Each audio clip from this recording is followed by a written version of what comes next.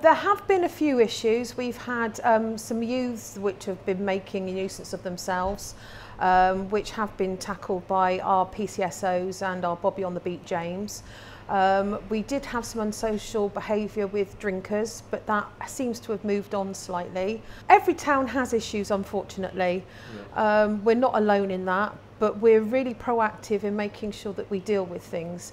We have fantastic help with the police force, like I said, very proactive PCSOs. I mean, up in the square, I think it's worse. It doesn't affect us so much up here. Obviously, I've seen a lot of changes in the time that I've been here. And it is worse, it's getting worse.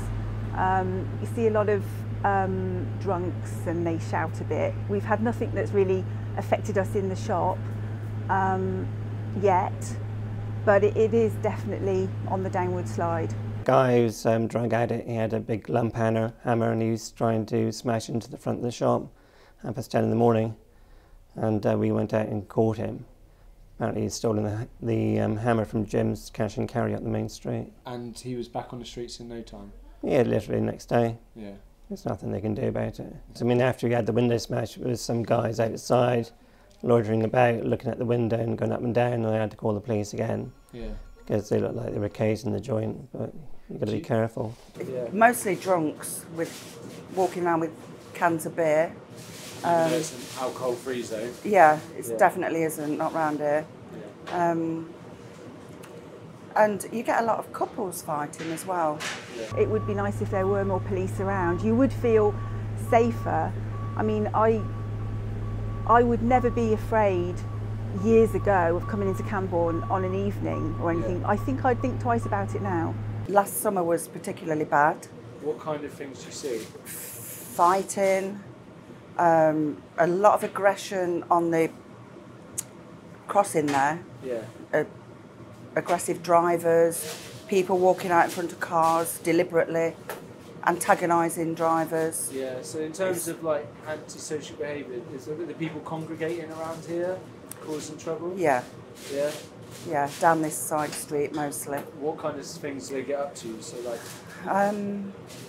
Just shouting at passers-by and. Well, you try not to antagonise them.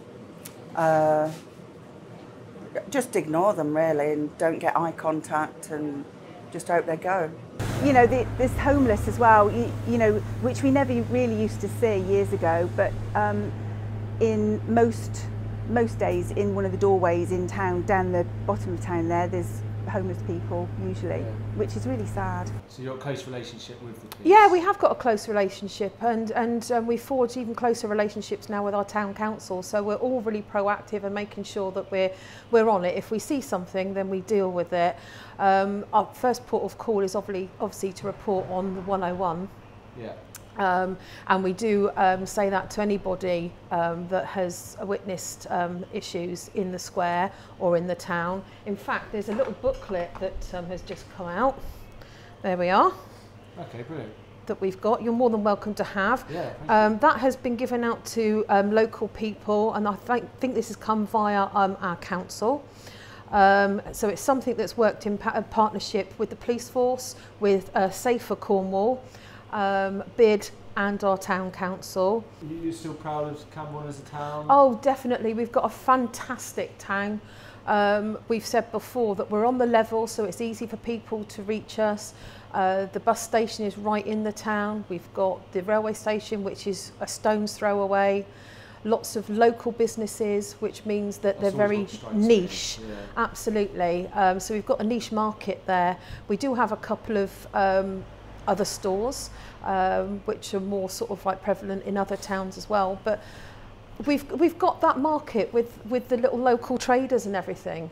And I like to think that Camborne has got a really, really happy feel, really nice feel about it.